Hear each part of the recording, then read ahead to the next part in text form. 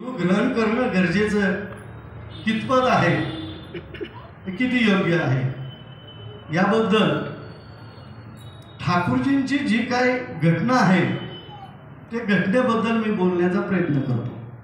त्यामध्ये आपल्याला या सर्व जीवनामध्ये जे काही आपल्याला प्रश्न असतात, तो सत्संगी असो किंवा सत्संगी नसेल, त्याची उत्तरं आपल्याला मिळण्याचा प्रयत्न या ठिकाणी होईल।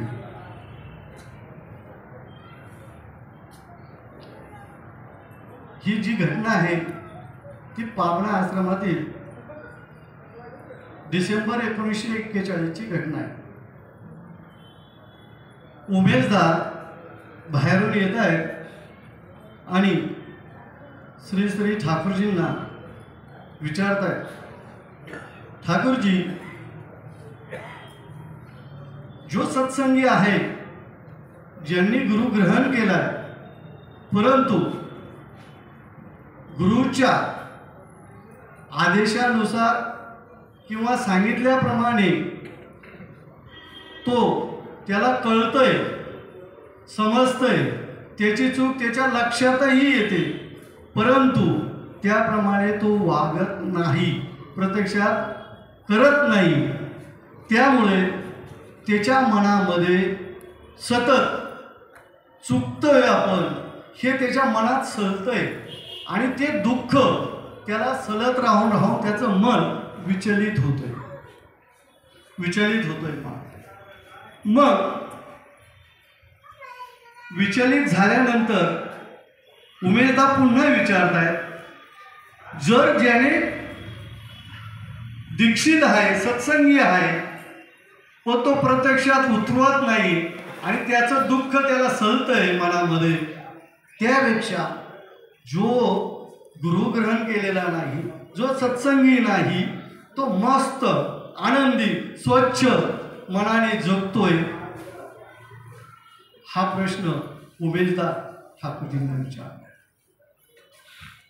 मग ठाकूरजी उत्तर देत आहेत, जसं मराठीमध्ये म्हणतायत, बोकडाला कापायच्या अगोदर वेगवेगळे चणे चारा छान छान दिला जातो आणि तो मनसोक्त आणि आनंदाने संतुष्ट होऊन खातो। त्याचप्रमाणे कोळी असतो, तो मासे पकडताना जाळं फेकतो, त्या माशांनाही तेवढ्या पुरता आनंद मिळतो आणि ते खाद्य खातात आणि कायमच्या जीवनामधून नष्ट होतात। तर ठाकूरजी म्हणतायत, जी व्यक्ती तात्पुरतं ग्रहण करतायत किंवा तात्पुरतं ग्रहण न केलेले गुरुच्या बरोबर तात्पुरता आनंद घेतात, त्यांची या बोकडाप्रमाणे माशाप्रमाणे अवस्था होते। हे ऐकून उमेशदा थांबत नाही। उमेशदा म्हणतायत, ठीक आहे, पण कधी कधी मी असंही ऐकलंय की जे सत्संगी नाहीत, ज्यांनी गुरु ग्रहण केलेले नाही, जे अति वाईट अपकर्म करतायत, व ते खूप आनंदी आणि बिनधास्त आणि चांगल्या प्रकारे जीवन व्यतीत करतायत, तर ते कसं? तर ठाकूरजी श्री श्री बोलतायत परत की ज्या वेळेस तो व्यक्ती त्याचं मागील कर्म ज्या वेळेस चांगलं असतं, ते कर्म आता त्याच्या चांगल्यासाठी येत असतं, म्हणून तो आनंदी आणि चांगला दिसतो। आणि कर्मफल हे केव्हा ना केव्हा उगवतंच, ते कर्मफल भोगावं लागतं आणि ते कर्मफल आता चालू याच्यामध्ये किंवा वर्तमान काळात दिसत नाही, त्याचा मागला प्रारब्ध आणि नंतरचा त्याचा काळ काळानुसार बदलतो, त्यावेळेस त्याची कर्मफल मिळतं। तो उमेशदा परत म्हणताय, कर्मफल क्या होता है? कर्मफल म्हणजे काय? तो श्री श्री ठाकूरजी बोलतायत, कर्मफल म्हणजे जी व्यक्ती दीक्षित आहे ज्यांनी इष्ट ग्रहण केलेलं आहे, त्या इष्ट ग्रहण केल्यानंतर जो दीक्षित आहे त्या दीक्षिताला पुरण पुष्ट करण्याचं काम इष्ट पुरण करता करीत असतो आणि त्याचा काळ आणि नियंत्रण करण्याचं काम श्री श्री गुरु करत असतात. उमेशदा एवढ्यावर थांबत नाही, परत म्हणतात मग कर्मफल कसं असतं, कर्मफल कसं असतं. तर श्री श्री ठाकूरजी परत उमेशदाला म्हणतायत, सांगतायत,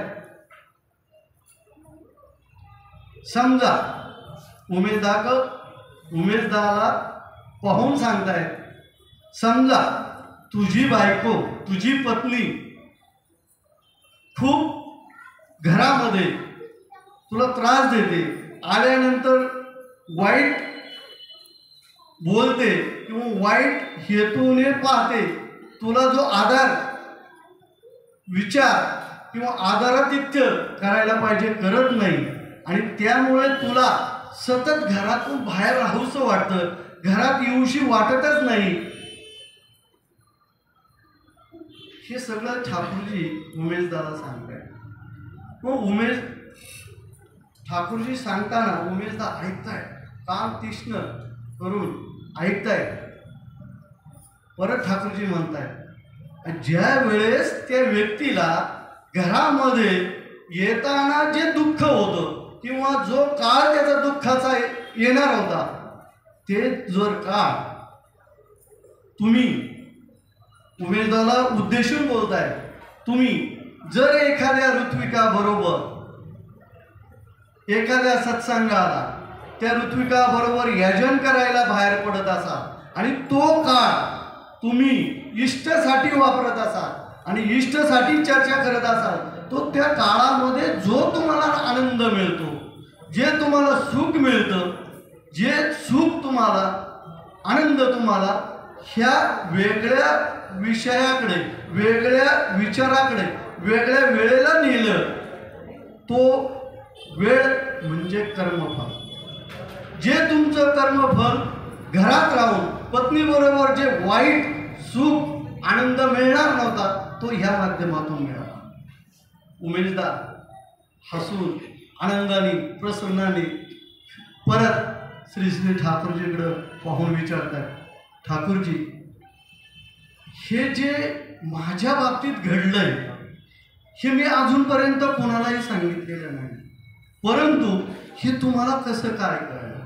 तर ठाकूरजी बोलतात, यही तो है कर्मफल, इष्ट के पास आयो फिर आपका कर्मफल बदल जाता. ही ठाकूरजींची लीला आहे.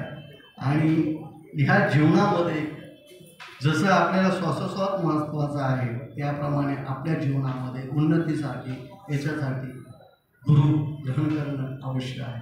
एवढं मी बोलतो, 2 मिनिटात थांबतो. जय गुरु. जय गुरु.